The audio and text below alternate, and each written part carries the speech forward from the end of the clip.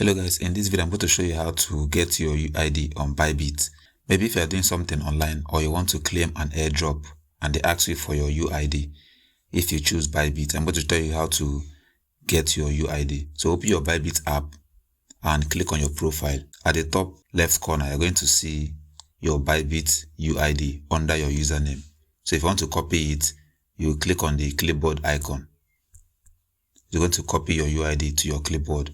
Just note that you can't be hacked with a UID. So anyway, that's how to get your UID on Bybit. That's all for this video.